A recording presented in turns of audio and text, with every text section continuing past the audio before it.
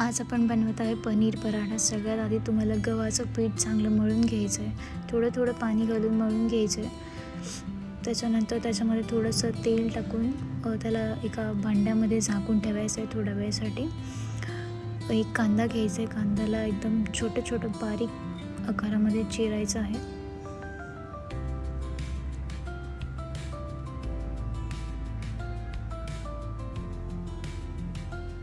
त्याच्यानंतर मिरचीसुद्धा एकदम बारीक बारीक चिरायची आहे. कोथिंबीरसुद्धा एकदम बारीक चिरायची आहे. त्याच्यानंतर पनीर घ्यायचं आहे. त्याच्यामध्ये कापलेला कांदा, मिरची आणि कोथिंबीर ॲड करायची आहे. हळद, मसाला,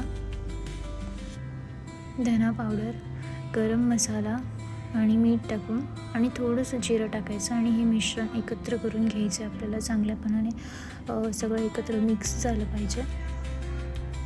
त्याच्यानंतर मळलेल्या पिठाचा एक गोळा घ्यायचा. या गोळ्याला थोडंसं पीठ लावायचं आणि त्या पिठामध्ये हे बनवलेलं मिश्रण आपल्याला टाकायचं आहे. तर अशा प्रकारे तुम्ही वाटीसारखं करून त्याच्यामध्ये हे मिश्रण टाकू शकता.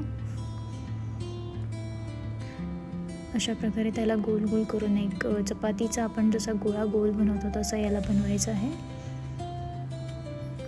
आता हे आपण लाटून घेणार आहे. याला पीठ लावायचं आणि याला लाटून घ्यायचं.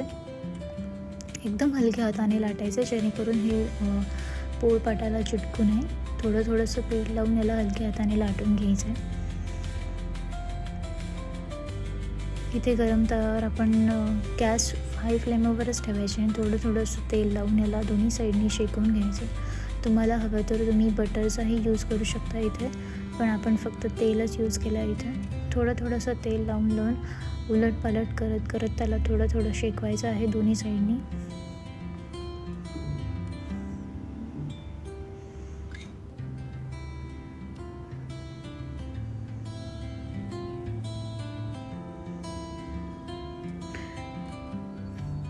तर इथे आपला पनीर पराठा रेडी झालेला आहे. झटपट पनीर पराठा तुम्ही सुद्धा ट्राय करा आणि सबस्क्राईब करायला विसरू नका.